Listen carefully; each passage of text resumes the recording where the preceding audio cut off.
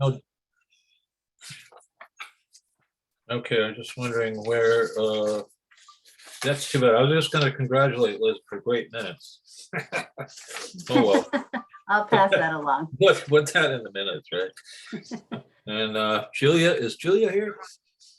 No, okay. All right, well, let's bring the meeting to order. It's 6:02, and I'd like to welcome you all on a very cold night, and we're holding our breath on snow, I guess. At least I am. Let's go around and, well, let's go around and first off, I accept a motion to accept the minutes, and then we'll get the vote. Do I hear a motion to accept the minutes from, let's see, that would have been the November 4th meeting. All right. Was that Chuck? Who was that? I've had a couple people join for a minute or two, so Adam, if you want, you're welcome to, or we can give it another minute. Almost. Well, one more minute, but I think we'll start at 6:04 Okay. Sounds or cool. whatever fraction of a minute remains. Okay. Got the big snow coming. Yeah. Oh, yeah. So I'm a little confused. It almost seems like we have two meetings going on, which is very odd. Two. Wow. Jerry, did you ask for a motion?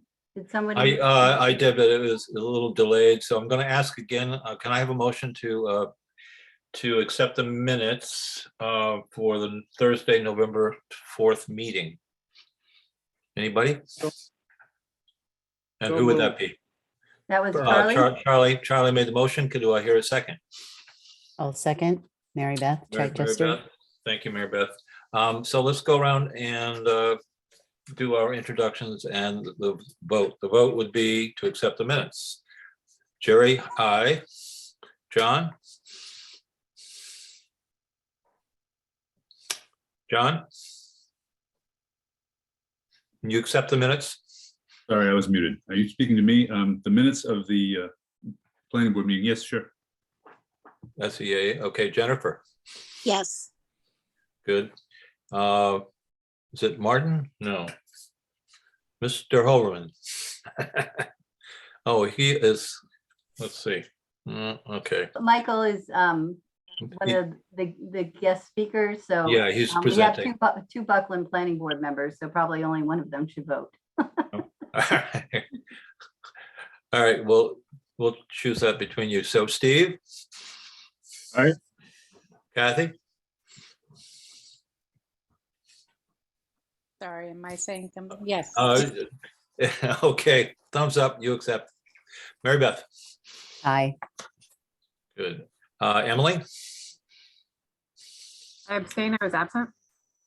Okay. Let's see. Elizabeth?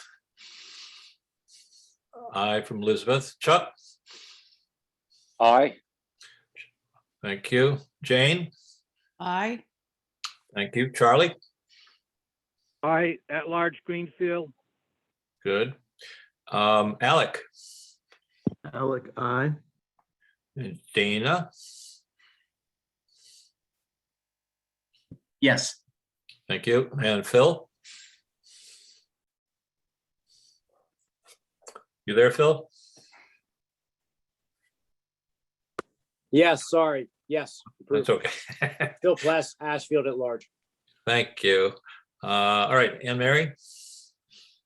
And Mary Cloutier, yes. Okay, all right, very And good. then you have Sarah Reynolds on the phone, Jerry. Sarah? Sarah, yes. Sorry. I wasn't at the last meeting, so I'll abstain. I'm usually the alternate, but I am actually going to be probably regularly attending for a bit. Okay, great. Great, you're welcome, you're welcome, thank you. So that's an abstention. Okay, I think that's everybody. Did I miss anybody? Nope. Good, good, good. All right, so thank you, folks. Let's go on with the agenda. So that would be John Gould. Are you ready to talk to us about zoning for affordable First, I housing had to in knock down a Buckland. couple of my partners, so that, they're all queuing up to get there first. Actually, we'd spoken about having Alyssa give us a little lead in, if she's willing to do so. Sure. And Michael, are you going to share slides? You don't have to right this second. Yeah, I'm prepared to do that. I have, I've got our show queued up and ready to go when Okay, we need it. Yep. great. So, hi, I'm Alyssa LaRose. I had been up until December, was a senior planner at Franklin Regional Council of Governments, and I was there for a number of years. And so I've worked with some of you on different planning activities and zoning over the years. So I'm happy to be back to kind of share the experience with that I had with the Buckland Planning Board. Mostly it will be John and Michael talking about kind of all the work that they did, but I'm happy to be here and help kind of answer any questions that might come up. I'm now a senior, or not senior, housing development director at the Franklin County Regional Housing and Redevelopment Authority. So I've kind of stepped over to the other side, to the development side. And I've learned a lot just in a few months, coming at things from that perspective. But I'm putting my land use planner hat back on to talk to you tonight. So I was just going to provide a little bit of an overview of the timeline that Buckland's experience with working on these zoning changes took. One thing I am going to share, if you don't mind, in the chat, I was just going to share a link to a document that has a summary of the changes that did end up going to town meeting in the fall. And it has a nice overview of some of what you'll hear more about tonight. So I just put that in the chat. Buckland has all of their information up. Their planning board still has all of this information up on their webpage, which is really awesome. They did a great job of documenting all the different forums and things and keeping that up there for folks to see. So anyway, so the process, we started way back in 2016. Some folks in Buckland from several different boards, I believe, because I think we had a Board of Health and a planning board member, as well as Council on Aging, were interested in assessing Buckland's housing needs. And so they requested local technical assistance funds from the FERCOG to do a housing plan. And so I helped a group of volunteers assess housing needs in town. We did a public survey and came up with some potential recommendations on how to move forward with addressing housing needs in Buckland. And so zoning was a piece of that. Zoning's a pretty powerful tool, as you probably all know, for planners to be able to implement the goals and visions of a community, because they are regulatory. And so it's a real tool that we have in our belt. And so in 2017, the state announced some planning assistance grants that had a big focus on housing and helping towns who are working on addressing housing. So we reached out to Buckland, as well as a couple other towns that had recently completed housing plans, to see if they were interested in working on some of those zoning recommendations, and Buckland was interested. So that was one of the funding sources we used. And we got started in 2019 with some initial meetings where we reviewed those recommendations. We reviewed some best practices that the town could explore, and kind of picked a few to hone in on.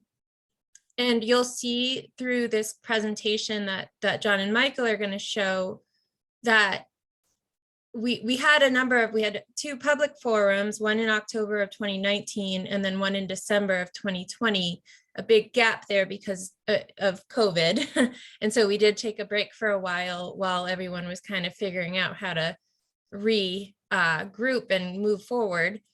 But in between those public forums and the public hearing, there was a lot of work done to really look at Buckland. And we focused a lot on the village districts where there's water and sewer, because we were thinking of housing, but there are some changes that also apply to the rural districts. And so I think that's a key piece of what you'll see in this process, is that we really looked at the town itself and the past kind of development patterns and the history there and what was allowed now. And that really helped with addressing some of the questions and concerns that we got during the public forum. So John and Michael, do you have anything else to add about the process before you jump in, Michael?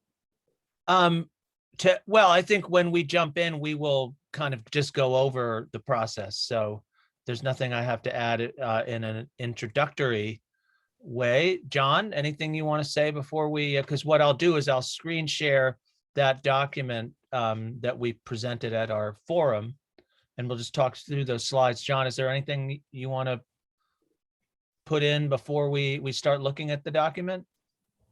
I think that if we are we both going to be able to shoot at the same time, so that we can address the same document at the same time, or are we going to do this serially? Well, I was going to put the presentation, I was going to share it on my screen, and I just figured you and I could sort of tag team presenting parts of it. Sounds good. Yeah, but it'll So be you should the one and only document, at least one thing at a time. Well, I'll show the presentation we showed at the forum, and then we also have the handout that we gave at town meeting. I figured we could present that afterwards. Yeah, you should be able to share your screen, Michael. Yeah. So I'll go and do that right now. I can riff a little bit on what Alyssa had to say, if you don't mind. Sure. Yeah. Well, this slide here, I think is an opportunity for you to riff, because it kind of recapitulates some of the things she said. Go ahead, Tom. That's the sort of the timeline. Yeah. Just a background bit. One of the reasons that we were targeting in-village settlement and basically infill is because time and time again, when Buckland citizens have been surveyed, they value very highly the rural character of the town. And there are several reasons why trying to encourage settlement in the village or find ways to encourage it was important, in that the things identified in the housing survey were the needs were for senior housing, for housing for first-time home buyers, rental housing, and possibly housing for people with disabilities. Most of those populations are projected to grow. But the advantage of the housing in the village is obviously that you have water and sewer systems in place. You're not going to be going to that expense in building outside of the village on land. And there were, at the same time, concerns about agricultural land being, further diminished. So that was another push in that direction. The convenience, of course, for people like seniors, or people with disabilities, and again, the systems in place. So we did have a model for at least one of these things. The things that we came up with to bring to town meeting were look at accessory dwelling units, smaller lots, and open space residential development, which we used to call cluster development, which all can lend themselves to the village process, the village settlement process. And because this is historically basically a mill village, the precedent is already in place for small lots, houses close together. So it wasn't as if we were creating anything out of full cloth. We were rather reverting to a traditional model and not trying to do the expansionist, what I call the post-war expansionist idea of everybody has to head out of town and have their several acres. A lot of people seem to be concerned or much more interested in sort of moving back home, back into the village for all of the reasons of convenience and not wanting responsibility of necessarily keeping up a homestead. So that's a little background about how we approached it and why we targeted the in-village settlement process. And that one of the concerns was raised that why would you not extend all of these suggestions to the outset, to the other districts that are not in the village? And obviously, because the main thing was that they don't have the water and sewer, which is a huge expense and concern. And not only because of the expense, but because they take up a certain amount of real estate to be able to install a separate system. And in fact, the ADU bylaw is allowed in all of the districts. So we sort of had a mix and match there.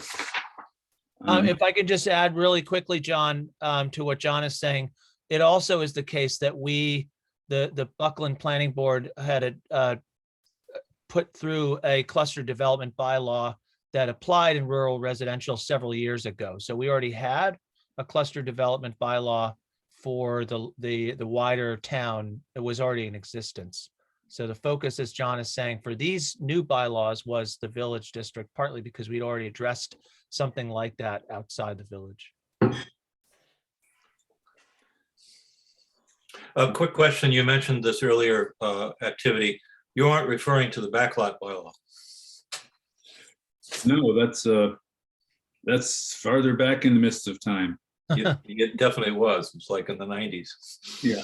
Yeah, no, this was something, I don't know, John, maybe around 2010 or so that we came up with the cluster development bylaw.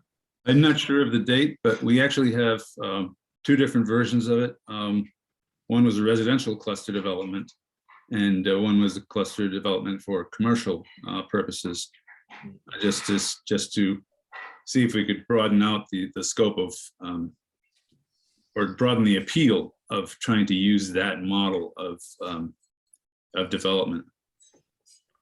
Just to kind of fill in on some of what John is saying about, why we decided to focus on the village. This next slide here is, again, some of the results of the survey, the 2016 survey. This was the information that drove our process, right? These were the results that we were reacting to in coming up with these bylaws. So again, he was referring to need for senior housing, need for first-time home buyers to have more options, rental housing, and disabilities. That's something that John spoke to earlier. Do you want to keep going, John, or should I present this next? Go for it. Bit of information. So as Alyssa mentioned, and as John mentioned, we had a couple, public meetings to go through various iterations of the proposals, right? The ADU proposal, the shifting lot size proposal, and the cluster development proposals. The first one of these, as you can see from this slide here, we had something pre-COVID, October 2019. I can't tell you how many people attended that meeting, but we took advantage of the fact that people from town were attending and did a survey, if I remember right, at the meeting itself. So we had some immediate reactions that we solicited from people who attended the meeting regarding the various proposals.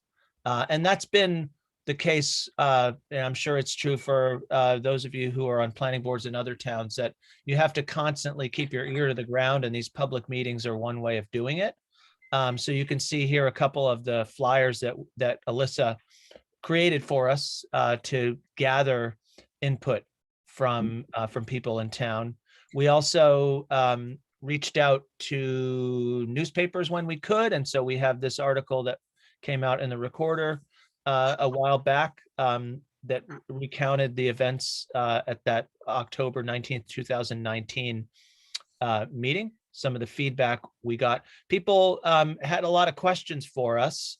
And this slide here goes over some of the ideas. So first of all, in the category of overall feedback, the responses were for the most part quite positive and enthusiastic. People had concerns, as you can see, about impacts to abutting properties. People always want to know that sort of thing. Participants who attended the meetings wanted to get a better handle on how these potential zoning changes would change the town. What way would they change the town potentially? And we were reminded at these meetings of the need, that sort of dual need that we serve, one, to maintain the rural character, as John said, and at the same time to promote possibilities for development and economic self-sufficiency for the town and so on. Many questions were raised. Some of the questions that came up had to do with something that John has already addressed. There was a concern among some people as to why this particular set of proposals that we were floating, why they concerned mostly the village zoning districts. And I feel like John has sort of addressed, he's explained how we responded to those questions. The question of whether public water and sewer systems could handle more housing came up quite a bit, and we received assurance from our water and sewer people in town that yes, they could. There were a lot of questions about affordable housing. I might draw upon Alyssa's expertise in distinguishing affordable with a small a and a capital A, because I always forget those specs exactly. But this was something that people were asking about, just in the sense that we floated these proposals as ideas for ways to expand the housing stock and make our town a more viable place for more people to live. And so people wanted to know what this breaks down to. Is it worth, Alyssa, is it worth you're just speaking briefly to that particular issue of affordable housing and how you explained it to townspeople who asked? Yeah, and we have it in that the document that I sent a link to answers these questions as well. But basically, kind of, we broke it out as little a affordable and capital A affordable. Little a affordable is kind of naturally occurring affordable housing in the marketplace. So housing that is at a price that households can afford. But sometimes there's reasons why it's affordable.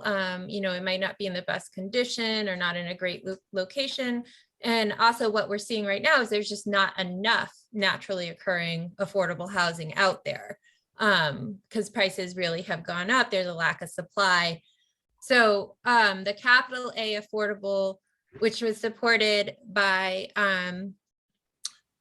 mainly by the cottage housing in village cluster development bylaw that specifically provides a density bonus. It's housing that's restricted as affordable over a certain period of time, and so it's meant to serve households at certain levels of income, and it can't go. The value and the rents or the home price might go up over time, but it needs to be rented or sold to households earning up to a certain income. So there's a restriction on the property. So those are the two main differences. And the proposal supported both versions of affordable housing. So not just the restricted type. Thank you. So this document does include the various, the different, the various groups of bylaw changes, but I think our primary purpose here is more to talk about the process than what the actual bylaws consisted of.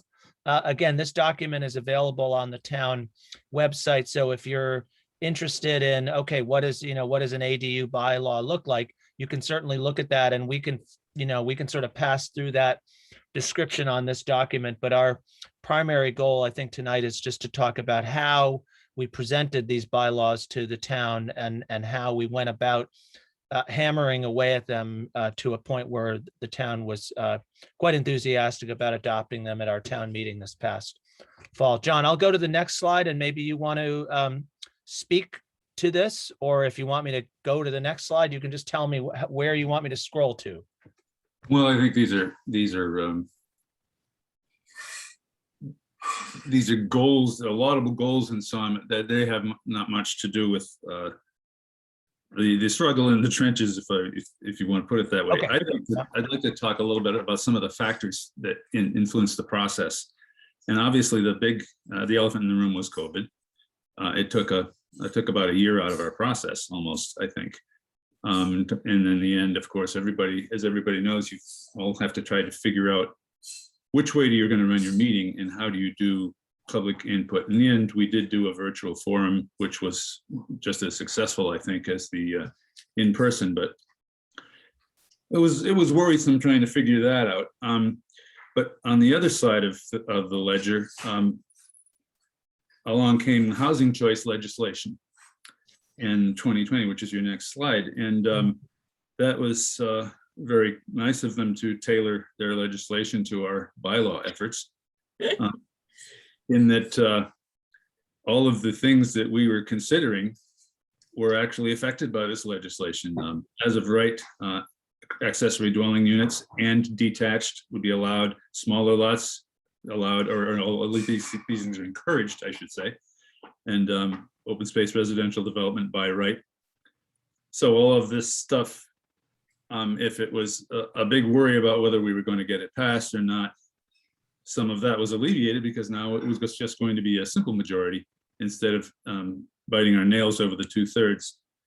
In the end, although I still did bite my nails, we got over our 2/3 anyway. Yeah. But there was no guarantee that that was going to happen. Another thing I would say that was very useful in the process was a particular individual participation by a member of the public who created sort of a cluster development when they weren't allowed by just having a large parcel of land and dividing it into a community, making it a community of separate lots.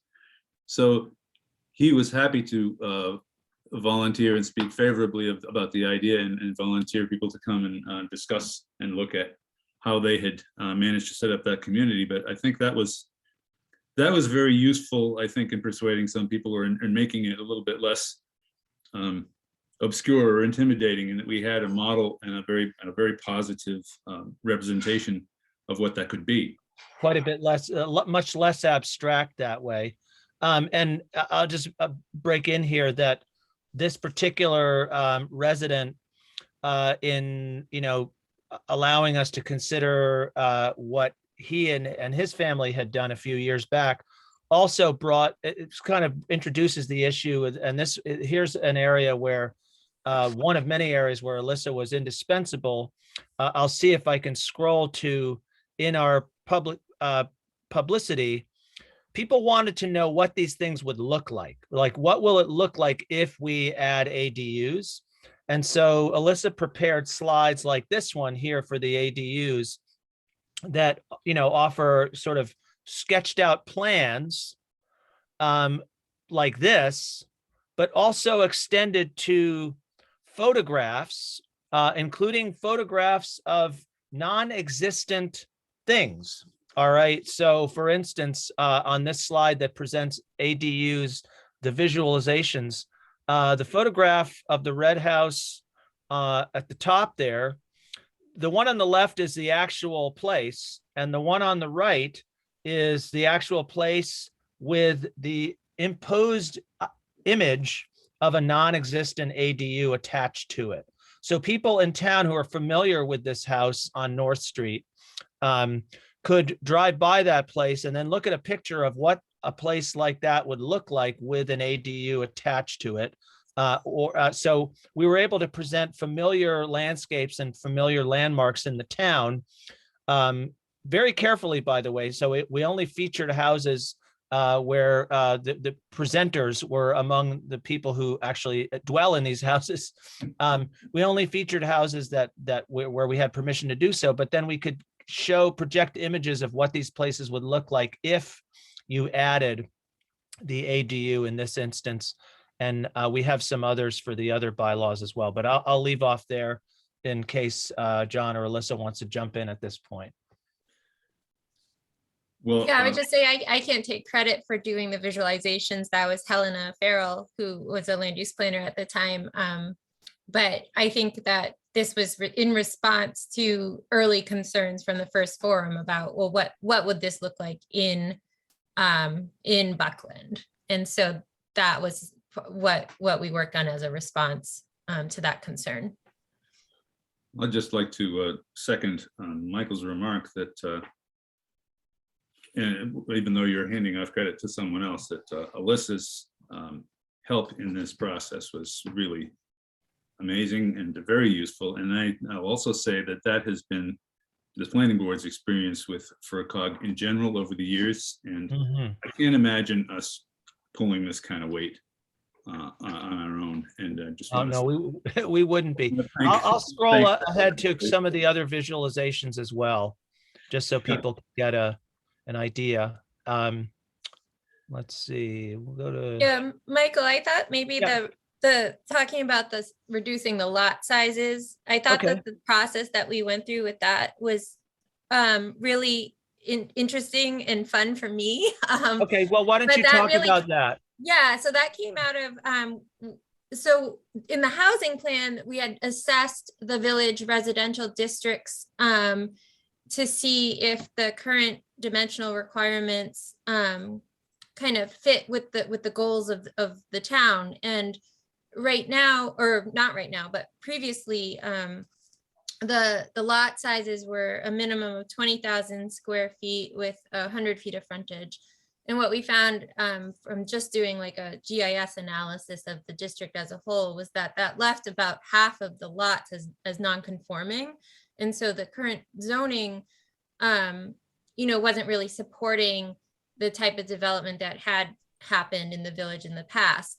And any new housing that's to be built in those districts would have to have larger lot sizes and larger frontage, etc. So the planning board wanted to understand this better and also wanted to understand, well, if we're going to change it, what makes sense? And so they actually, we chose some streets in the village that represented different areas of the village, where I walked them and took photographs as a street view, kind of like if you're walking down the street, this is what it looks like. And then did a mapping assessment of the lots on that street to understand what the median lot size is on that street and what the median frontage is, so that people could get a sense of, when we talk about 10,000 square feet lot size, this is what we're talking about. This is in your community here. You can go walk or drive down this street. This is what it looks like. So I thought that was really helpful and a really great way to visualize different densities in your own town. And then for the final, I think, forum or hearing, as well as the handout at town meeting, we actually identified a bunch of houses that you couldn't build in Buckland now, and they're all super cute, great houses. So there's a bunch of homes that you wouldn't be able to build now, or at least under the previous zoning. So it was helping folks like visualize it in a way that made sense on the local level. So and that was really, the planning board was pushing me to like help them understand and provide that information. And so I thought that was a really great exercise. Well, we were pushing Alyssa partly because people who attended those forums were pushing us, right? That people wanted to know when people were feeling sort of cautious about allowing these things. They wanted to know, what's it going to look like, and these visualizations and these diagrams and maps were really, really crucial, I think, in convincing people, okay, this is something we could take a chance on. Yeah, I think that was essential, and I think it was not only essential for the attendees, but it was good for us as well to keep track of what we were talking about. Text can get pretty dry after a while, and if you're just talking about numbers, and then it's much more helpful to have a picture. I wonder at this point if I think, right, we're allotted 45 minutes, but I suspect people might have questions for us. We definitely, we presented this all at town meeting. We had a handout at town meeting. It went well. I'm sure other planning board members can relate to what happens when some, particularly noisy people in town make you fearful that your proposals are gonna, go up in flames, and then it turns out it's just a handful of noisy people, and that mostly the town is quite enthusiastic. That was our experience. But yeah, do people have questions for us about this process? Was there any, excuse me, discussion about the types of units that would be allowed, the minimum requirements, or was it really just they had to meet building code? I think setbacks remain the same in these proposals. It wasn't you don't mean prescribe the kind of architecture, do you? A little bit. I was just wondering if the question came up. Not that I recall. I think we gave some broad hints simply by the pictures, which are an effort, and I think a successful to try to draw from local examples, which makes it a little more familiar and a little less threatening. And as I say, kind of a hint about, yeah, we'd like to see this because that's what's here. But I don't recall. I remember in the past, not in this particular effort, people have made remarks about telling me what color to paint my house, and I can't build it if you don't like it. But I didn't get that dynamic on this occasion. If I can just throw something out there, things that we were worried about that were valid questions that came up were about the accessory dwelling units. That absentee people with an income from elsewhere would simply create them, buy a property, pull it or turn it into ADU, and not live in the village, but take up the housing and simply reap the profits. And since this entire effort was built in order to try to improve housing prospects for Buckland, what would we do about that? And that was my concern before ever we started the process. So the answer, which went through some evolution, was really that we require owner occupancy. That if you're going to have an accessory dwelling unit, you need to live in either the principal or the accessory unit, so that you've got skin in the game. And one other question that came up was that, okay, if we're creating these types of housings, are we targeting groups? Are you trying to segregate groups in the community by, for example, cluster housing? So one suggestion was made, well, okay, this looks like senior housing to me. But I think I'm very confident in that in the way that we presented, and basically in the way that it's set up, all of the groups that were identified in the housing survey can all take advantage of these possibilities, and they can all do it at the same time. So I'm not at all worried that that is a unintended consequence of what we did. John, I could just add that the kind of the village cluster, or we called it village open space residential. To go to those slides, Alyssa, as you're speaking about it. / cottage housing piece, that does include design guidelines, because it's more prescriptive in terms of what the type of development that's desired. And so that does dictate, it does put a cap on like the home size and things like that. And there's certain design elements that are being asked for if you're going to go that route. Otherwise, the lot changes applied across the board. And I think single family and 2-family homes are allowed by right. If you're meeting all the dimensional requirements, there were no additional kind of design requirements added for that. I'm going to just briefly go back to what John was speaking about, which about the concern about the ADUs and the short-term rentals. We made assurances to people at town meeting, well, before town meeting, but certainly at town meeting, The short-term rental issue, as I don't have to remind people who are on this call, is definitely something that everybody has on their mind. And as a board, that happens to be the next thing we're turning our attention to, hopefully with some further assistance from FERCog. So people's concerns are legitimate. The assurance that we put in that John referred to about having owner occupancy is definitely a bulwark against this problem, but it is also the next item on our agenda as a board. And since I'm here as well, I'm going to just point out on this slide, John before was referring to this resident of the town who wanted to, was of great assistance to us because he wanted to tell us about a cluster development that he and his family created before such a bylaw existed. Well, you can see what the plan was to make that happen. What do they call these, lamb chop lots or something? Pork chop lots, right? The new cluster development bylaw that the town voted in this past fall, you won't have to do it like this, although this is quite elegant, an assemblage here.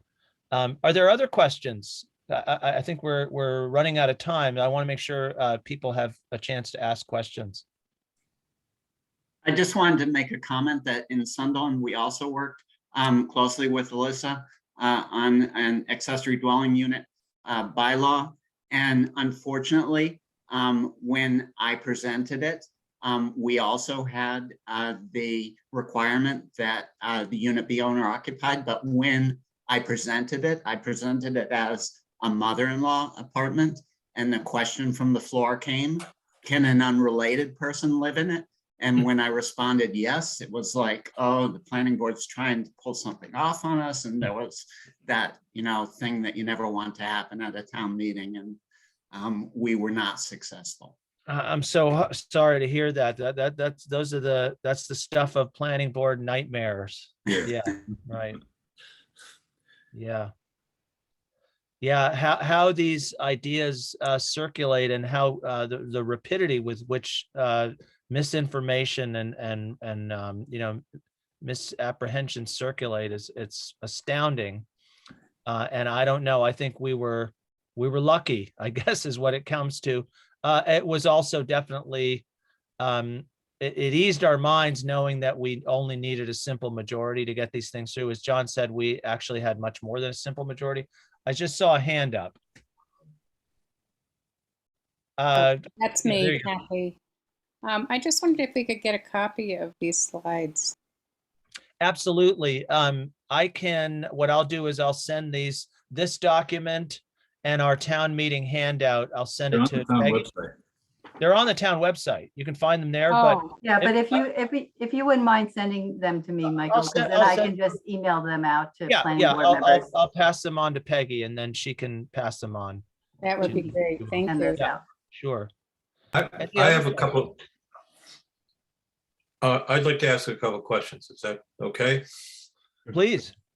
So in terms of the ADU business, of course, we've seen what happened in Greenfield, which is a different kettle of fish. But did you have much discussion about the whole issue of detached or undetached ADUs? And are the sizes that are permitted for both the same? We already had a mother-in-law apartment bylaw, but I don't think it is called that in our bylaws, but it's referred to that way colloquially around here. We already had that by right. So that if I don't know if most communities do, I'm sorry, I don't know that, but at any rate, so it was not much of a step to include that. The only changes we made to that were we increased, I think, the square footage available, and it was the detached that was the leap of faith. And I don't think that we heard a lot of objection to that. And as far as the size, the size is the same across all types So it's capped at 900 square feet, No, no, definitely. whether it's attached or detached. And the detached is by special permit. There was never, we never went there. It was always by special permit Yeah, detached. yeah, Greenfield made it by right, and that's what got pulled back. Right. So there is a process for notifying abutters and going through that process for detached. And in terms of the architecture, well, in terms of the issue of design with regard, let's just say to so-called senior housing, most, in fact, senior housing is one story for good reasons. And I'm wondering does that de facto mean that that whatever you decide is okay in terms of multiple floors? Or I mean, how do you deal with that particular issue without, let's just say, adding a certain stigma to the mix? Well, I mean, well, some communities, I mean, it's highly dependent on the community and folks and all that kind of stuff in terms of how people accept and labeling it, and pictures, I think, make everything a lot more accessible to everyone. So I think your whole process is absolutely fantastic the way you did this. But I'm just wondering, I'm thinking of like senior housing in Gill and other areas where they are single story, new homes. And some people have a problem with that. Some people say, well, it doesn't fit the architecture of the community, which are a lot of 2 stories, all that. Well, we weren't specifying or targeting seniors or any other of the groups that are identified. And I think that while there are certain encouragements in the design that a developer would have the final say in how he got that to work, as far as what population would be able to take advantage of it. And I think that the point that anybody could, not just seniors, I guess they would have to, if they were attempting to comply with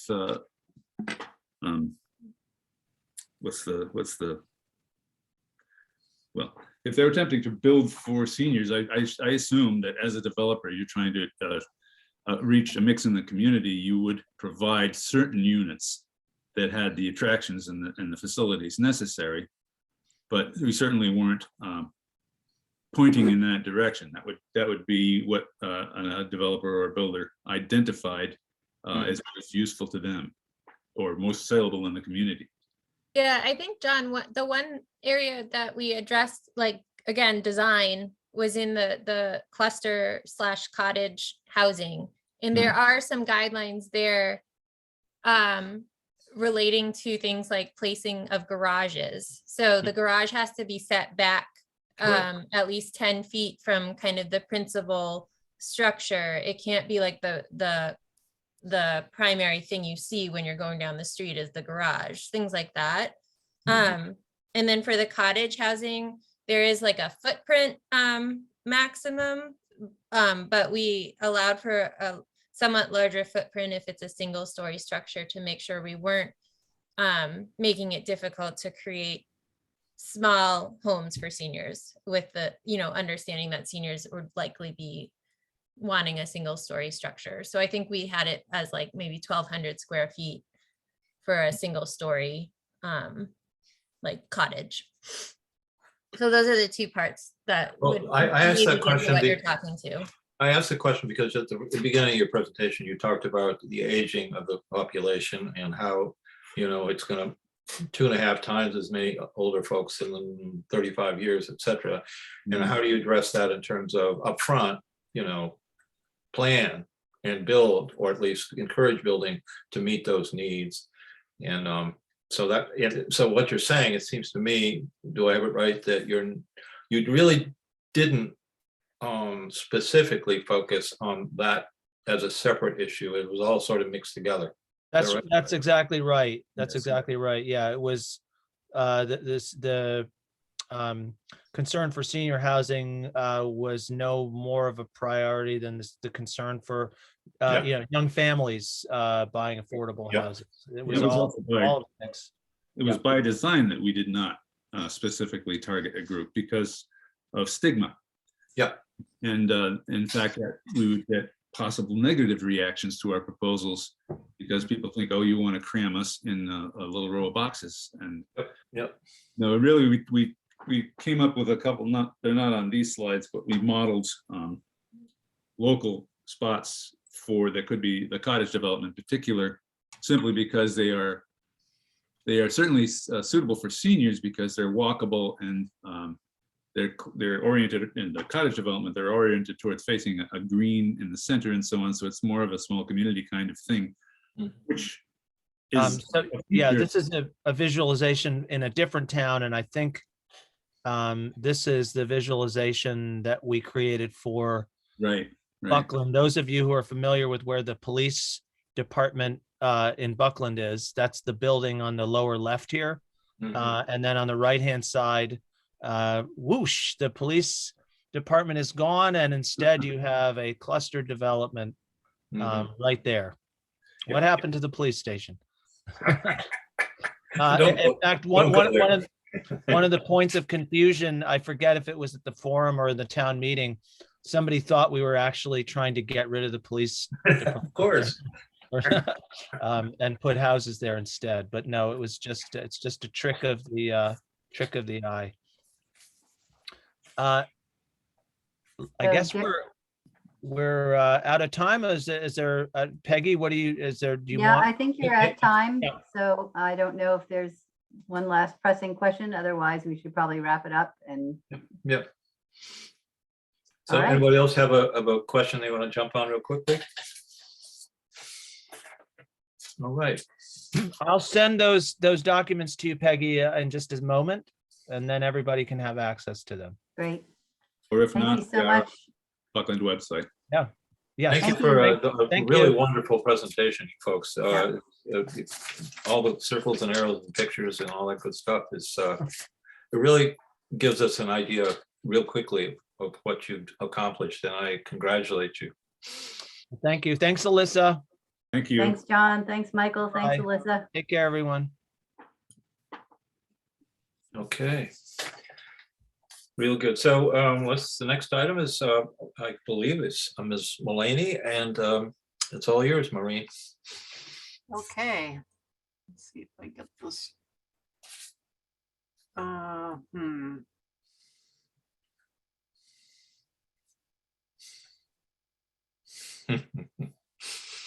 Okay, can everybody see that? Oh, I wonder who those folks are. That would be some of the illustrious COG staff and town of City of Greenfield staff welcoming back the Vermonter when service resumed in the summer.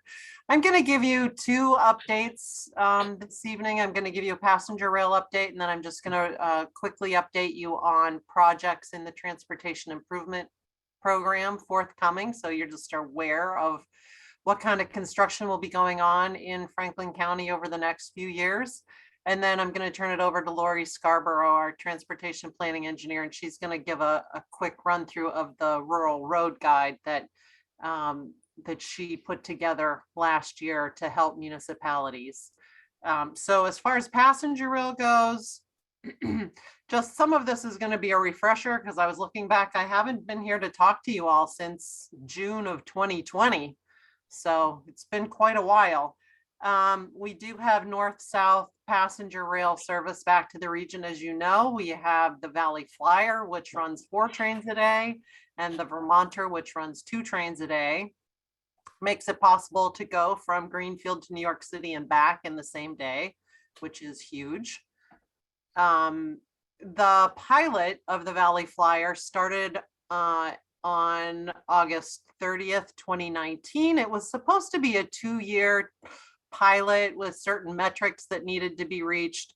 And we, got out the gate and we're going strong. And then the pandemic hit, of course, and train ridership completely plummeted. In fact, at February of 2020, ridership was at 95% of the projections. And by April of 2020, ridership across the country on all forms of public transportation and Amtrak were down 95%. So it's a huge shift. The biggest increase in ridership was at the Greenfield station, and this was before any marketing was to take place. But what I'm going to update you on primarily right now is the marketing for the Valley Flyer, which is currently underway. We hired a firm out of New York City called the Watsons, and they put together a campaign to target riders from Western Mass going to New Haven and New York, and riders from New York and New Haven coming to Western Mass. We had about $350,000 to do this campaign, which we spearheaded collaboratively with Pioneer Valley Planning Commission and Massdot and numerous other stakeholders. The campaign was supposed to launch in April of 2020. So the timing couldn't have been worse. Yep. We had to put everything on hold for quite a long time. And then we had to use kind of our best crystal ball to decide when we were going to launch the campaign. As news was coming out in early 2021, we thought that perhaps there might be things returning more to normal in the summer of 21. And that was true for a large part. So somewhere around the late spring of last year, we focused in on launching the campaign in September and running it for a full year. So that's what we did. We launched in September 2021. There was a hard push for 2 months, which is what the marketing lingo is for using all advertising platforms: billboards, print, radio, digital, social media, you name it, everything. And then after those first 2 months, it transitioned to a digital campaign, which will run through September of this year. As far as ridership is concerned, the numbers have been great. In fact, the Valley Flyer and the Vermonter are considered among the best of the routes in the Northeast in terms of ridership. Ridership reached 100% of our target in September and 95% in October. This was actually kind of shocking, considering that the train service had barely resumed at that point. And the Thanksgiving ridership was 80% of the 2019 ridership, so pre-pandemic, and the Vermonter was completely sold out. So ridership is strong on the route. Doing great. Holyoke is gaining ridership every month. Greenfield continues to be the station with the most growth, and Northampton to New York City remains the highest ridership city pair. So, big success so far on the Valley Flyer, and we're hoping to move into discussions about how to make this service permanent, given how well it's performing. So we are having those kinds of discussions with Massdot and other stakeholders and partners like Pioneer Valley Planning Commission. So just a refresher of the campaign, it's called Making Stops For, and it had a number of different attractions, both in the New York City, New Haven area, as well as in the Western Mass area. This is the fall campaign. We do have seasonal logos and images. So we've just moved into, these are billboards that were up. There's the pizza. Some of the digital ads that pop up on Facebook or whatever, and we had some newspaper ads. Now we've moved into the winter campaigns, which is rinks, theaters, and museums in the New York area, sloped syrup and sites in our area. And we also have these campaign images and slogans in the can for the spring and summer as well. So we'll continue moving on with that.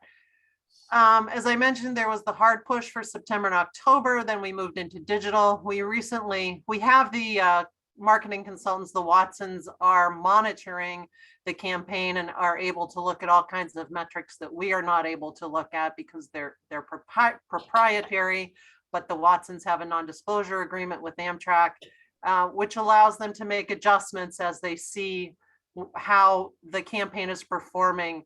And just recently, we adjusted the funding to bump up the social media component. They had pulled back a little bit on social media advertising and saw nearly an immediate drop in click-throughs to ticket sales and purchases. So that's one of the great things about having a professional company do this. They can quickly adjust the funding and the strategy to take action and be the most effective in keeping the campaign running.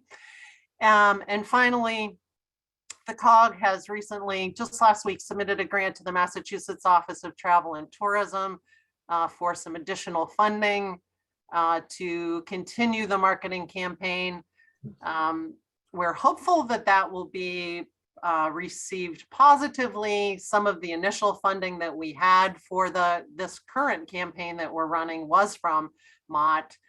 So they're familiar with it, and we'll see what happens, but we have great hopes that it will be funded and we can continue pushing this because it's definitely having a positive impact. Maureen, there's a hand up if you wouldn't mind taking a quick question. Oh, okay. I don't see the, oh, there it is. Yeah. Hi. Hi, This Elizabeth. this is so cool. I've been seeing the billboards up here and I'm delighted to get a chance to see what you're showing Oh, good. in the city. I haven't felt comfortable going, but hopefully that will come soon. This is just such an academic question, and it doesn't. Do you know if the Watson Group has data on the racial makeup of the folks coming north? I don't know that they know that. Okay. I can't imagine how they would do that except that they collect such odd data on humans. Yeah, I don't know. They are focused on things like what they call like click-through rates, which is people, you know, they can have put pixels on their various advertising platforms that will track how many people, how many unique users will, you know, open something. And then they can also track if they click through to the Amtrak site and to ticket sales. But I'm not sure that they have any kind of demographic breakdown associated with that. That's totally fair. I was just wondering. Thank you. This is awesome. This is such a fantastic news. Congratulations. Oh, thanks. Well, if you like that, you're going to love this because we got another one coming. I'm so ready. We have Maureen, can I ask a quickie? Sure. So in terms of the Vermonter, is Vermont going to actually move the terminus from Essex Junction to Burlington, closer into the city? Or I heard talk about that, but I never heard what really has happened with that. I don't actually know, since it's in Vermont, and we I know it's a long ways away. I don't know the answer to that. I could certainly look into it, but I don't typically monitor the Vermont activities that closely. We do regularly communicate with the folks in southern Vermont and southern New Hampshire, and the Keene and Brattleboro really do impact our ridership and our programs. But you know, beyond north, what they're doing with the route, I don't really know. And Massdot is the entity that coordinates with VTrans on that sort of thing. So it's kind of a level above me. Okay. Well, thank you. One real quick related, I really didn't want to drop this. So have you seen, or is there any indication that some of the, let's just say, more densely populated parts of the Valley area, meaning, you know, Hampden County and connection down to Connecticut, are we seeing any kind of possible substitution of driving, of taking trains rather than driving, let's say, to the slopes? Or is it still 91 is the only thing going on that? I don't have any actual data on that. When we were in the office on a regular basis, we would see people getting off the train with skis. So that was kind of an indication. Yeah. I know Dana's in the meeting. Dana, do you have anything from your region to suggest anything like that? Right, so it's super difficult because as Maureen is working from home and I'm working from home, All right. many industries are working from home. So overall, travel on the road has changed dramatically during the pandemic. And so it's hard to say that that recreational travel is happening more by public transportation. We just note that overall travel on the road is down. Okay, thank you. Maureen, I have a question before we leave that segment. Okay. When you, last September and October, when you reach 100% and like 95% of projected, how does that relate to being profitable or just breaking even, or can you not make that correlation? I can't make that correlation because revenue is private and proprietary, and Amtrak does not share that with us. I'm getting a lot of feedback, so just a reminder, please, if you could mute if you're not talking, I think that would help. Massdot does get that information and the Watsons get that information, but they're not allowed to share it with us. So I can't answer your question, but I guess I can say that the powers that be in terms of Massdot and the contracts and agreements between the people who pay for the service, Connecticut, Massachusetts, Vermont, and the people who provide the service, Amtrak, is being entered into the calculus of whether or not the route continues. Thank you. Sorry you're so limited on information. It is a little weird to be kind of in charge of running the project, but not being allowed to have any of the data that comes out of it. But that's the world we live in. So shifting gears just a little bit, this is pretty exciting for our region because thanks to Senator Comerford and Senator Hines, there was funding put in the state budget a couple of years ago to study passenger rail connecting North Adams, Greenfield, and Boston along the Route 2 corridor.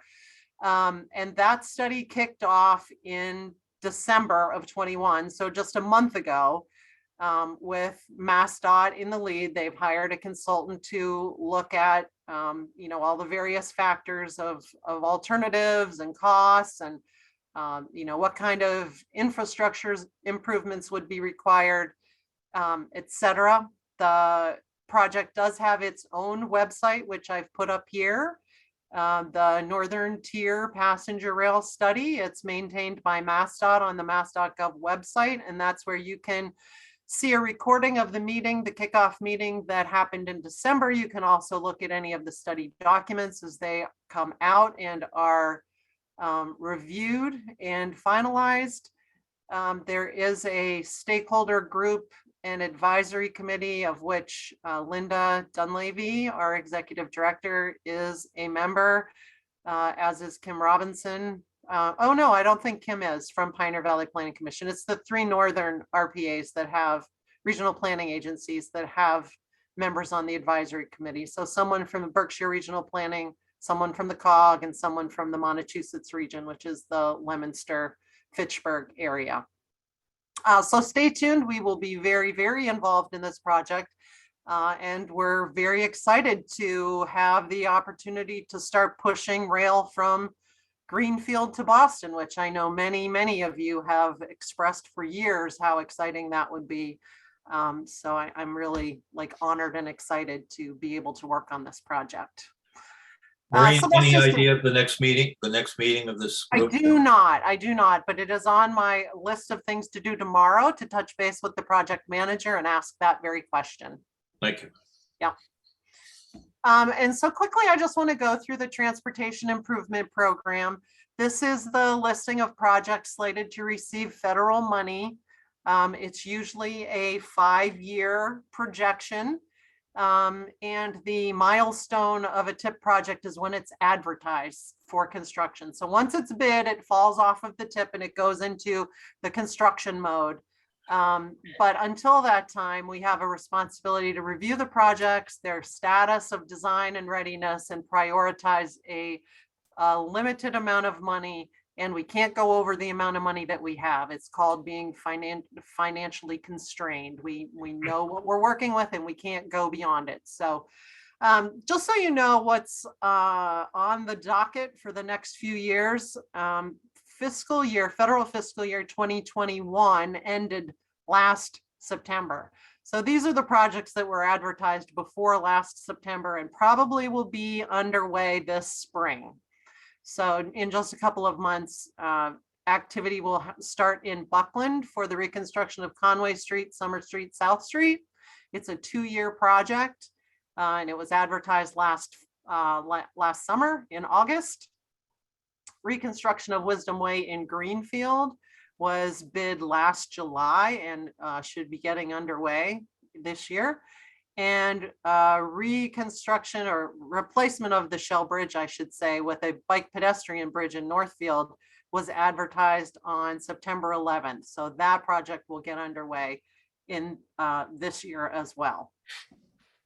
In fiscal year 2022, which is the year we're in right now, the projects that will be wrapping up and going to bid, we'll be continuing the funding for the Buckland project because it took 2 years of funding. There's a bridge in Charlemont, the French King Bridge barriers, the suicide barriers on the French King Bridge was advertised just a couple of weeks ago. That has been a very high profile and very strongly supported project, both in the municipal community and in the larger human community, to address issues with suicides at the bridge and their recovery. There is a resurfacing of Route 2 in Gillen Irving that will be advertised in another couple of months. And we are intending to install the last of the Franklin County Bikeway wayfinding signs. These are wayfinding signs for some of the routes, the on-road routes that are in the hill towns and in eastern Franklin County, connecting destinations. It's quite a network of routes. We have lots of maps. They're online at our website. We have hard copy maps. We have lots of information on this. So if you would like to know more, please contact me. In 2023, so next year, we have slated intersection improvements at the Big Y and Home Depot in Greenfield, just west of the Rotary. There is a 25% formal design public hearing sponsored by Massdot in February that you can attend. You can get the web link off of mass.gov. If you're familiar with the Big Y in Greenfield at all, you know that people are often trying to come out on Route 2 on the Mohawk Trail and turn left, which is scary every single time you see it. There will be some signals installed. There will be sidewalks installed. I know that there are often people walking between Home Depot and the Big Y Plaza, and now there will be pedestrian crossing and sidewalk as well, improving that safety. There are a number of bridges slated for 2023 in the county, but I have to tell you that tomorrow is the day that we have our annual meeting with Massdot to get the bridge list and our tip targets. So I'm not positive that all of these bridges will still be on the list, but I believe that they are Upper Road in Deerfield, 112 over the North River in Coleraine, and North Poland Road in Conway. Orange North Main Street is a reconstruction that has been on the docket for at least 20 years. It is super complicated. It's only a quarter mile long, but there's drainage issues, there's historic trees, there's all kinds of issues.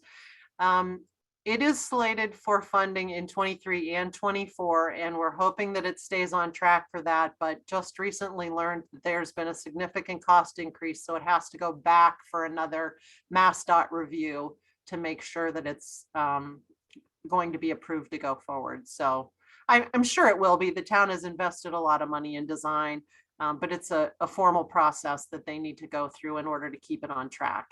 And finally, we have installation of electric vehicle charging stations slated for 2023. We had a little bit of extra money left over in the TIP, and the Regional Council of Governments proposed using that funding to expand the EV charging infrastructure in the county. And that's what we're intending to pursue. For 2024, we have the rest of the Orange North Main Street.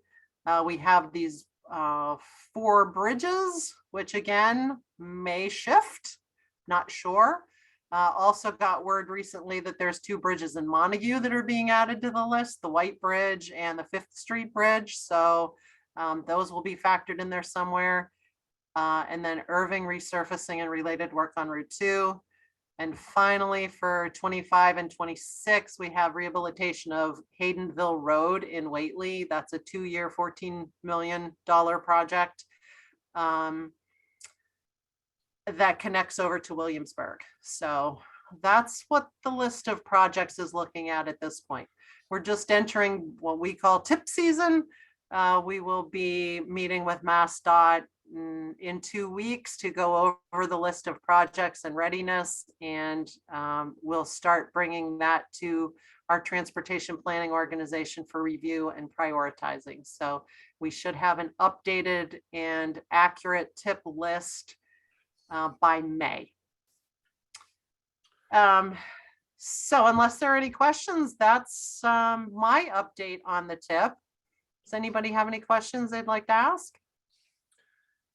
I do, and I guess you knew I would be asking this, right? Is it Leiden Road?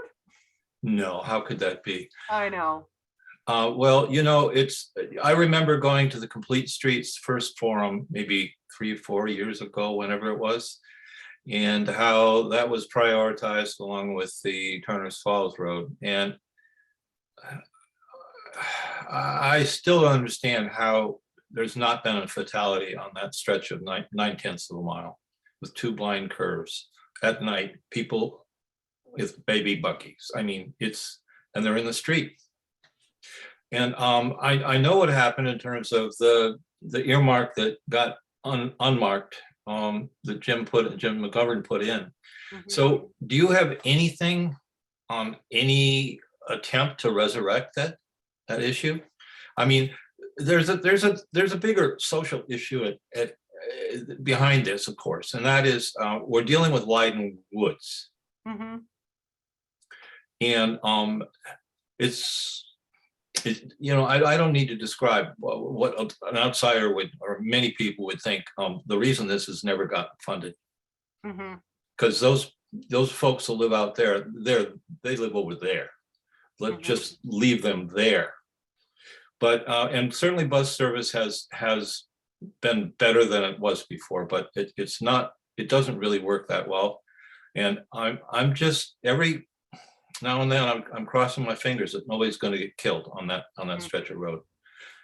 Well, I guess I have two comments to that, Jerry. One is we certainly have not forgotten about it, and yeah, I know. I'm continuing to have conversations with the city of Greenfield. If they can find their way to doing design, I think we can find our way to construction funding through the TIP. It's eligible. It would be an excellent project. It's probably not that expensive in terms of the funding that we receive. So we really need to keep hammering a partnership with the city of Greenfield to get the design piece done. And then the other comment that I would say, which is probably less popular and disappointing, is that unfortunately transportation projects just take a long time. It takes a long committed amount of advocacy and coordinating and planning and talking and all of that sort of thing. I think as you know, I kind of pointed out in some of these projects on the TIP, the Orange project has been around for 20 years. The Haydenville Road project has been around for at least 8 years and it just had its 25% design hearing.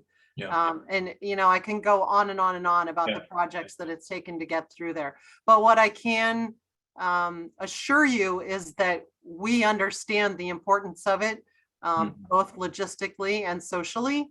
And we aren't taking our foot off the gas, for lack of a better phrase, in pursuing this project, and we'll keep trying. Well, just as a post note, I've lived in Leiden 28 years, and from the year that we bought this place out here, I was working with the planning board before I became part of that planning board. And ever since, this has been a high priority item. So it's, yeah, I know it takes a long time, but it's such a dangerous area, and I just don't want to see somebody die because of 28 years of delay. Totally valid. Oh, by the way, Bill Allen and I talked a lot about this back when Bill was around. That's how far back this goes. I mean, it goes. I believe it. Yeah. I believe it. Thanks. You're welcome. And with that, I'm going to turn it over to Lori, who is going to talk to us about the Rural Road Guide that she spearheaded and wrote over the last year. Thanks, Maureen. Let's see if I can go ahead and start sharing my screen. Let's see. Okay. All right. Now we're going to start from the end. Okay. Can everybody see the presentation? Yeah. Okay, great. Yeah, so we developed the Franklin County Rural Road Guide that was completed and distributed in October of last year. You can see the sort of the covers over here. It's been posted on our website and distributed to all of our member towns, select boards, and DPWs and highway departments. The guide is intended as a quick reference for our town boards and DPWs to answer common questions about roadway operations and practices. It includes info on relevant federal, state, and regional programs and policies. And the key point, I think, is that it contains active links to all the reference materials that are discussed. So it's a really handy reference to sort of finding the policies and standards that Massdot or federal highway may have for local road aspects of maintenance and improvements and things like that. So it's intended to be a living guide and be useful. I've been the transportation planning engineer for the FERCog. Well, I've been at the FERCog for 8 years, and I've been the planning engineer for 7 years. And so in that time, I've gotten a lot of questions about random topics on roadway maintenance and safety and Massdot requirements and all that kind of thing. So this is just sort of a culmination of the sort of the frequently asked questions that I've gotten from our various towns, ongoing. And so that sort of compiled what are the most commonly asked answers to the most commonly asked questions that we get. So this is just a summary of the sort of the table of contents in the guide, and I'm going to quickly go through each of what it contains in each of these topics, and then take just a minute to sort of show you an example of the guide, where to find it and how to use the links in there. So we started to sort of go through the topics kind of alphabetically. So the first topic that comes up is asset management. And this includes an overview of just sort of asset management best practices. Asset management sort of encompasses, keeping track of the condition and location of all the town's infrastructure assets. I've focused primarily in my work on pavement management, but the FERCog has also recently, in the last few years, started to get involved in assisting towns with culvert assessments, which are another crucial asset for our town. So this section just sort of goes over sort of the best practices and gets a little bit more into the principles of pavement management. Heavy commercial vehicles, this is a common concern that residents will bring to their town. And so the guide sort of compiles the relevant state regulations and provides some guidance on how to address issues of restricting heavy vehicles on local roads if necessary, and how to address concerns about engine braking, which are sort of the two hot topics when it comes to heavy vehicles in our rural towns. There's a section on the jurisdiction and classification of roads, gets into what is the difference between jurisdiction and classification and why those are important. And it contains guidance on where to find the Massdot road inventory, or also just contacting us at the FERCog, and we can assist with determining the jurisdiction and or classification of any local roads. Most towns already have this info, but it's a quick reference for anyone who's sort of new to the subject. Moving on to roadside elements. This is one of the longer sections in the guide because there are a lot of sort of little specifics that I felt were important. Roadside elements sort of refers to anything outside of the paved or maintained area of the roadway. Includes natural features like slopes or cut slopes or rocks or trees, and man-made features like signs on poles and guardrail and things like that. So the principle is that for a safe roadway, there should also be a safe clear zone on either side for folks to either get around an obstacle or recover if they somehow leave the roadway. There's a safe area for them to recover before coming to a collision or going down a slope that they can't get back up onto the roadway. So this section actually gets into some details on what makes a good clear zone, what safe slopes are, when you can't achieve a safe slope because of geographic, like the actual geography of the site. What are the appropriate barriers or guardrails or other protections to deal with that when you have a ditch that can't be made into a safe clear zone. And next section would be roadway safety. Yeah, so this section, it doesn't really go into detail, but it does give access to Federal Highways old guide on roadway safety countermeasures. That's kind of like I was saying, that the purpose of the guide is to be the quick reference. So it's not, we're not trying to repeat all the information that's already been published by Federal Highway or Massdot, but sort of put the resources to find it yourself all in one place. So one of the first things in this section is a link directly to safety countermeasures for helping towns address specific safety concerns. And actually, I'm going to bring up something that will come up again, is that the guide is intended to sort of be a living document and sort of be revised as standards and policies and best practices change. And one of the things that recently changed is just yesterday, Federal Highway released a new guidebook specifically for rural road safety countermeasures, which is really exciting. It's another quick reference. And so I'll be looking at that and probably incorporating all of that into a future update of the Franklin County Rural Road Guide. And our roadway safety section in the guide also includes a section on road safety audits and how to use those to evaluate specific intersection or roadway safety concerns, and how to leverage a road safety audit to access highway safety improvement funding for some eligible roadways, not all, but the details are in the guide. Moving on, speed limits. Now this is probably the topic I get asked about the most, and especially recently.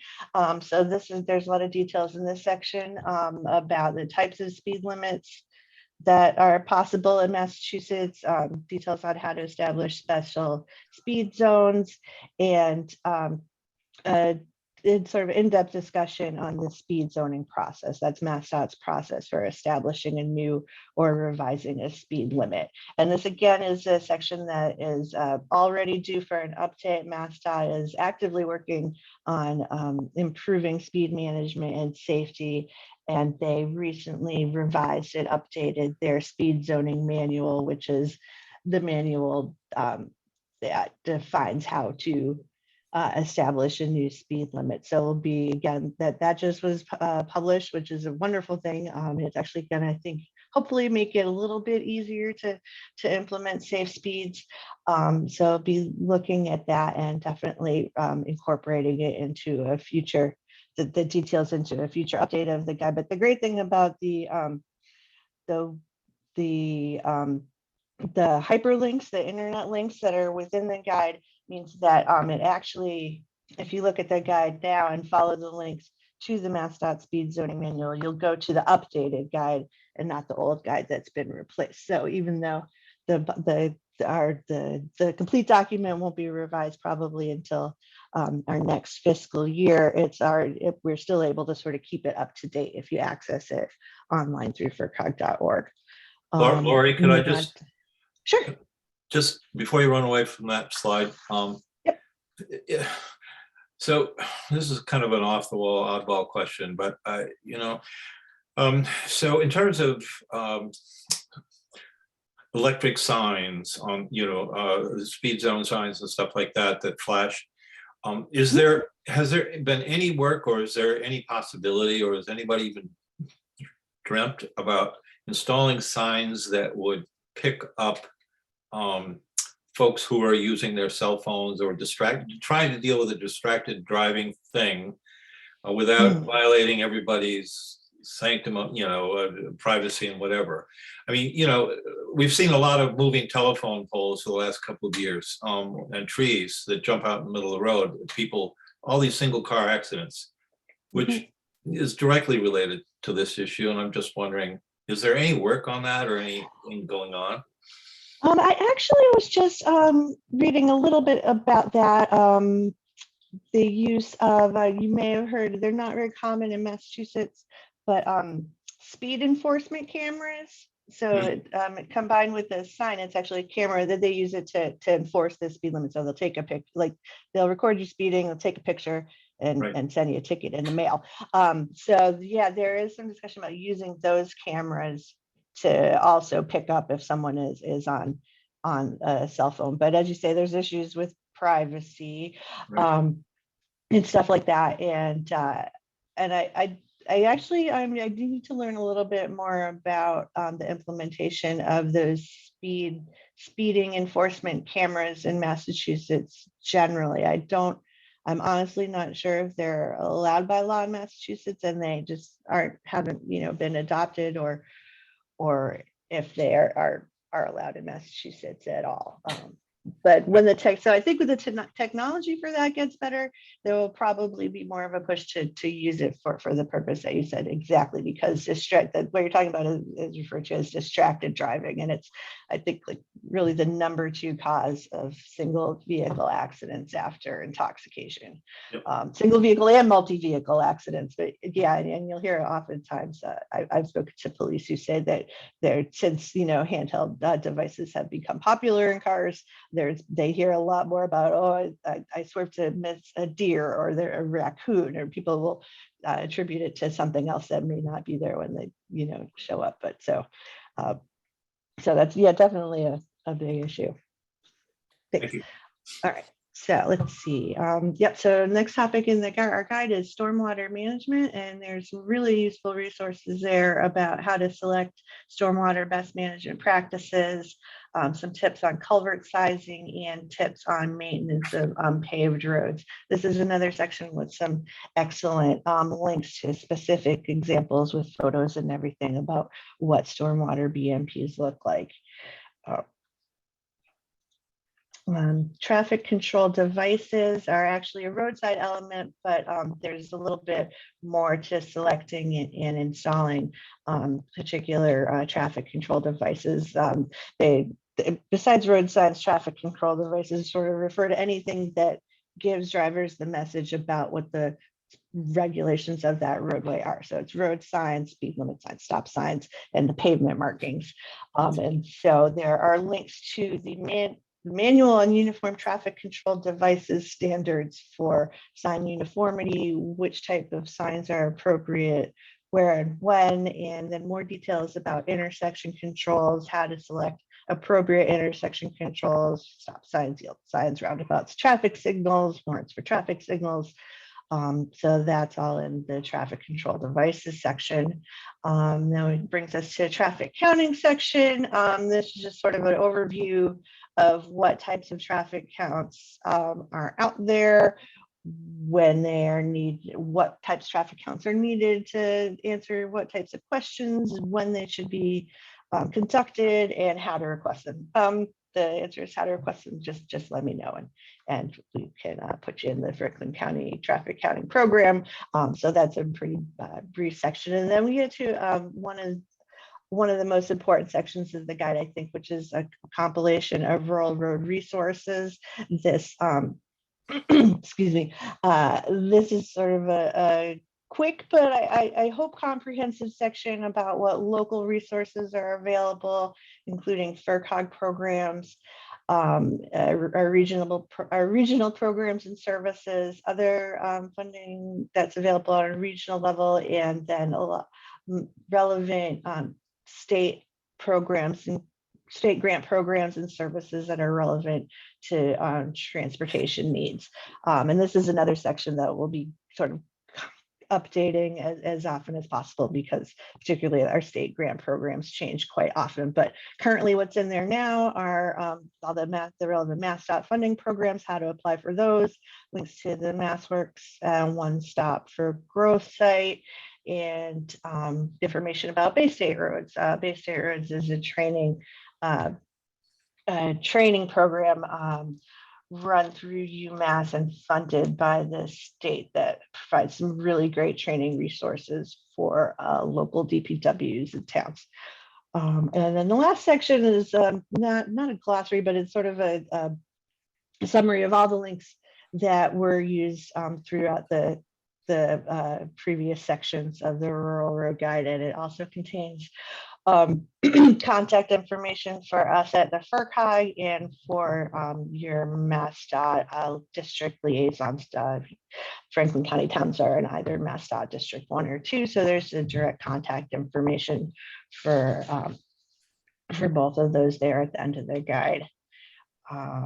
Yeah, so I'm gonna see if I can switch my screen over. Let's see else. Nope, that's not what I'll do. I'm gonna just switch over quickly to show you the actual Rural Road Guide, and you can find it by going to fercog.org, and you can either just go into the little search bar, type in Rural Road Guide, and an item will come up and it'll give you a link directly to the guide, or on the transportation planning page of the website. You can scroll down, there's just down past the top of the page, scroll down, you'll find the Rural Road Guide. As I said, electronic copies were sent to all our city or all our town, to all our town administrators and to all the DPWs.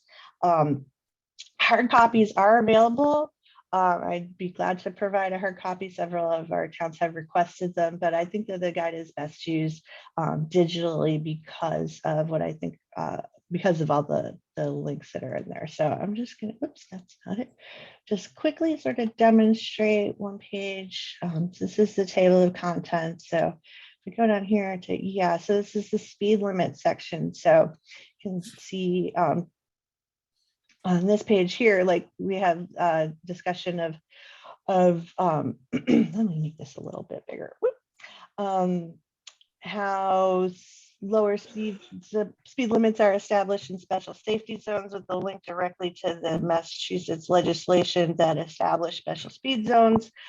Discussion about advisory speed zones includes a link to the manual on uniform traffic control devices, and also a direct link to the Massdot procedures for speed zoning.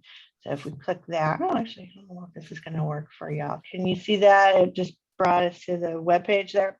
So this is the Massdot guide. So this has the actual information about how to implement a speed zoning study. Although again, the guide does reference that. If you have any questions about a speed zoning study, you can also contact me anytime, and we can work with you on that. So yeah, so let's see. I think cancel that and go here. Can you see the presentation again? The last page just says that that feedback is very, very welcome. As I said, I intend this to be a living document. It's supposed to be useful to our member towns. So I really welcome any constructive feedback, anything that you think is missing or think should be expanded or you'd like to Sorry, see in it's, a future it's still on the update. speed zoning page. Oh, no. Okay. Let's see. Let me just go right back to this. Okay. Yeah. There you go. Your feedback is welcome. And from yourselves or for anyone in town, there's my contact information. And as I said, that's all also on our website. So if you have any questions, that'd be great. Great, Lori. Thank you. Thank you. Are there any questions? Anybody? Do I see, is somebody got a hand up? Oh, thank you, Elizabeth. Okay. All right. Well, if you do wave, I only see 5 frames. So great. Well, thank you. Thank you very much, Lori. It was fantastic. So there are hard copies available, but mostly you. Yep, contact me or Maureen and we'll get you a hard copy. Yep. Okay. Okay. Great. So how many pages is it? Oh, dear. Let's see. Something like I saw 19. So, but it goes longer than that. 30 pages. Yep. 30, okay. Well, yep. Right. Thanks. You're welcome. Thank you for all that work. That's fantastic. I just thought of one question, Jerry. Go ahead. Lori, if you do send a hard copy, is there like an addendum at the end that has all the URLs for the various links potentially? Yeah, yep. That's the last section is the useful resources. Yep. Okay, great. Okay. Great. Well, thank you. Thank you so much. It's a lot of work. Thank you, Lori. Thank you, Maureen. So, all right, next item is the FERC update, our annual, semi-annual, monthly, weekly FERC update. I will make this very brief. The recreation stakeholders group that the FERC is part of, they continue to meet. We're trying to identify recreational facilities and improvements related to the Northfield Mountain Pump Storage and also the Turner's Falls hydroelectric facilities. I think most folks know that this is subject to a confidentiality agreement, which is odd for us since we're a public agency. But that was the requirement of the utility.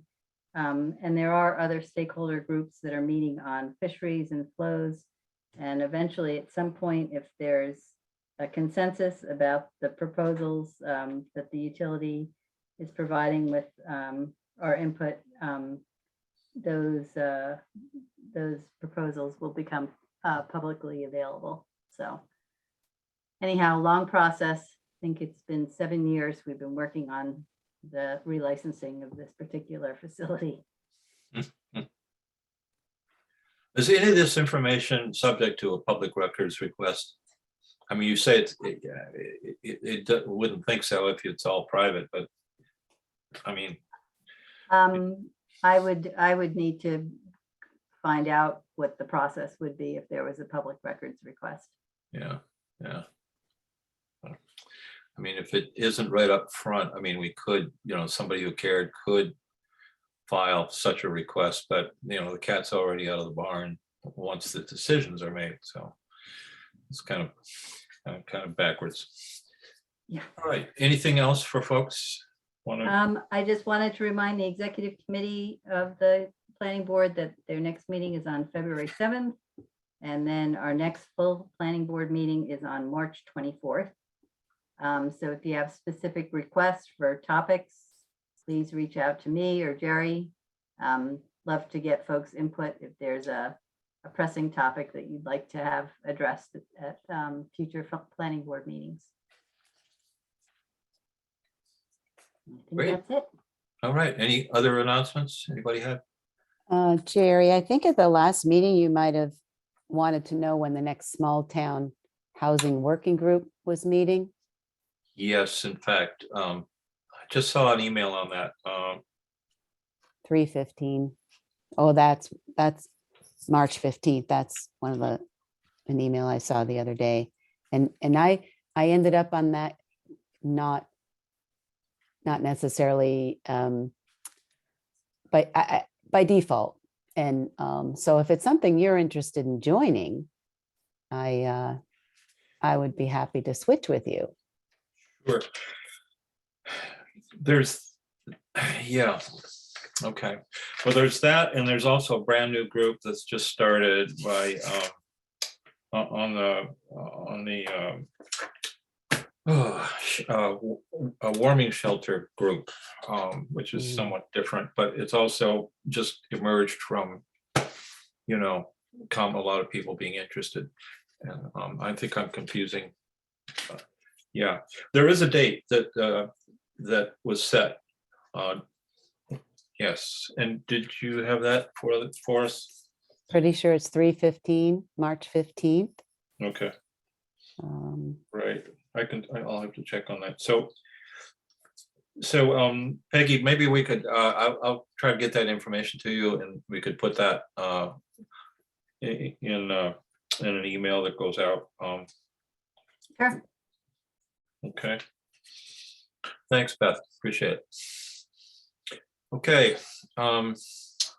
Hearing no other announcements, I accept a motion to adjourn. Anybody want to make a motion to adjourn? Too tired. So moved. Okay, so Elizabeth made it, and Steve, who is the second? Steve. Steve, good, great. All in favor? Aye. Aye. Opposed? Aye. Opposed. Charlie, was it an aye or opposed? That was an aye. Okay. Abstentions? All right, hearing none. We're adjourned. Thank you. Thank you, folks. Thank you. Bye, everybody. Everyone, Happy New Year, all. Thanks, everyone.